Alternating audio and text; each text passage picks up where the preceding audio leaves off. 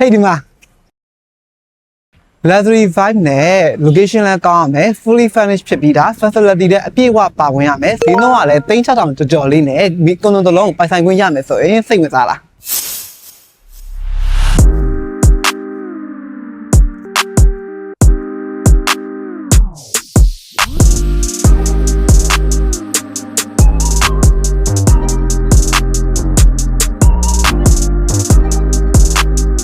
ကျွန်တော်အခုရောက်ရှိနေတဲ့နေရာဆိုရင်တော့ရန်ကင်းမြို့နယ်ကံပဲတာပါပဲဖြစ်ပါတယ်ဒီမှာဆိုရင်လည်းခုလိုမျိုးမြင်ရတဲ့အတိုင်းနဲ့ကားပါကင် area ကြဲကြဲဝန်းဝန်းရှိတာကိုတွေ့ရမှာပါဒီမှာဆိုရင်လည်းခုလိုမျိုးမြင်ရတဲ့အတိုင်းပဲပေါ့နော်ကွန်ဒိုအောက်မှာလည်း EV charging နေရာလေးလည်းပါရှိပြီးသားဖြစ်ပါတယ်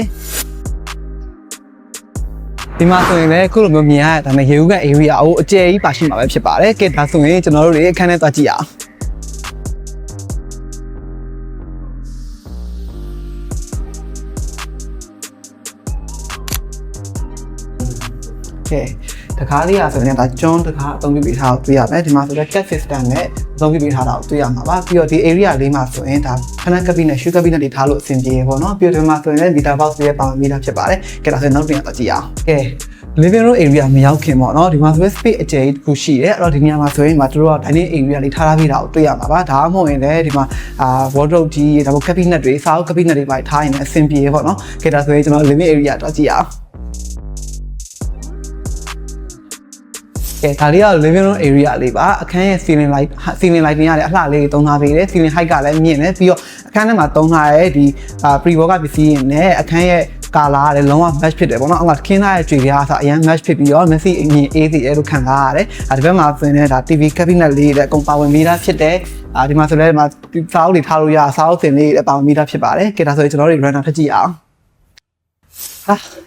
်ဒီ runner area လုံးဝဒီရဲ့ highlight လို့တော့ပြောလို့ရတယ်ပေါ့နော်ဖြစ်လို့ဆိုတော့မြင်ရတဲ့ view ကရန်ကုန်တစ်မြို့လုံးမြင်နေရလားအောင်းမရအောင်အရန်ကိုလှတယ်ပေါ့နော်လုံးဝရှူကင်းကောင်းလေးနဲ့တကယ်ဟိုအိမ်မှာနေနေပေါ့နော်ရှူကင်းလှလေးကိုခံစားလို့ရတဲ့ feeling လေးရမှာတော့တိကျပဲပေါ့နော်အရန်မိုက်တယ်ကျွန်တော်ဒီ runner area လေးကိုအရန်သဘောကျပါတယ်ကဲဒါဆိုရင်ဒီအိမ်မှာရှိတဲ့အခန်းတွေတော့ကြည့်အောင်ကဲဒါဆိုရင်ဒီဘက်ခန်းမှာ single တစ်ခန်းဒီဘက်ခန်းမှာ single တစ်ခန်းအနောက်မှာတော့ common WC room ရှိရပေါ့နော်ကဲဒါဆိုရင်ကျွန်တော်ဒီဘက်ခန်းက single ခန်းလေးကိုအရင်ဝင်ပြပေးမယ်တင်ငယ်ကန်းလေးဆိုလည်းအခုလိုမြင်တဲ့အတိုင်းပဲပေါ့နော် ceiling height မြင့်လေးနဲ့ဒါ single ကန်းဆိုပေမဲ့လည်းအရင်ကျင်းနေတာမျိုးမဟုတ်ပဲနဲ့သူကလူ2ယောက်လောက်ကောင်းနေလို့ရတဲ့အနေအထားမှာရှိတယ်တက်ရှူချောင်းနဲ့ပြီးတော့ဒီမှာဆိုရင်လည်းဒီမှာဒီ area လေးပေါ့နော်ခုလိုမျိုးမြင်ရတဲ့အတိုင်းပဲပေါ့နော်ဒီ area လေးမှာဆိုရင်လည်း sugar လှလေးတွေကိုခံစားပြီးတော့ coffee လေးတောက်နေမှဖြစ်ဖြစ်စာအုပ်လေးဖတ်နေမှဖြစ်ဖြစ်အေးဆေးချေလို့ရတဲ့နေရာကောင်းလေးပေါ့နော်ဒီနေရာလေးကိုလည်းဒီ single ကန်းလေးမှာပေါဝင်မှာဖြစ်ပါတယ်အရင်မိုက်တယ်နော်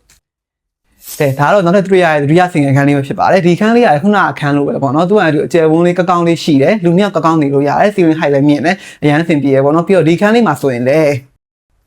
ခုလိုမျိုး aluminium thermal glass တွေနဲ့ vinyl box area လေးကိုထားပေးတာကိုတွေ့ရမှာပါအဲ့တော့တက်ရှူပိတ်တဲ့ခံစားချက်တွေမခံစားဘူးပေါ့နော်အေးသေးလေးနဲ့နေလို့ကောင်းတယ်ကဲဒီခန်းလေးကတော့ဒီရဲ့ common WC room လေးပဲဖြစ်ပါတယ်ဒီခန်းလေးမှာဆိုရင်လည်းဒါဘေးဘက်တွေအောက်ဘက်တွေကြွေပြားပြစ်ကတ်ထားပြီးတယ်ပြီးတော့ဒီမှာဘိုးတိုင်းပါတယ်ဘင်းစင်ပါတယ်ပြီးတော့ဒီမှာ glass room ဒါ private ရေချိုးခန်းပုံစံလေးပေါ့နော်ရေချိုးခန်းလေးထားပြီးတာကိုတွေ့ရမှာပါပြီးတော့ဒီမှာဆိုလည်း shower သက်တွေအကုန်ပြည့်စုံပါဝင်ပြီးသားပေါ့နော်လုံးဝအစင်းနဲ့တက်နေအောင်ပဲပေါ့အရန်စင်ပြေ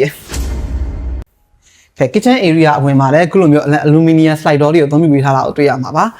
ပြီးတော့ဒီမှာဆိုရင် ratio တွေပါတယ် gas stove တွေအကုန်ပါဝင်ပြီးသားဖြစ်တယ်ဒီဘက် area မှာဆိုရင်လည်းဒါရေခဲတာထားဖို့ပေါ့နော်တော့ကတိနေရာလေးထားပြီးတာကိုတွေ့ရမှာပါပြီးတော့ဒီမှာဆိုရင်လည်းဒါအပေါ်က cabinet တွေလည်းအကုန်ပြည့်စုံပါဝင်ပြီးသားဖြစ်တယ် basic area လေးလည်းပါတယ်ပေါ့နော်ပြီးတော့ဒီဘက် area လေးကဲဒီဘက် area လေးမှာဆိုလည်းအခုလိုမျိုး wish shorter လေးထားမယ်အရန်စင်ပြေရပေါ့နော်ဒီမှာတီးတန့်မှန်ဓာတ်လေးကိုအသုံးပြုပေးထားတာကိုလည်းတွေ့ရမှာပါအဲ့တော့တော့အစင်းနဲ့တက်နေအောင်ပဲပေါ့နော် fully finished ဖြစ်ပြီးသားအိမ်လေးတစ်လုံးဖြစ်ပါတယ်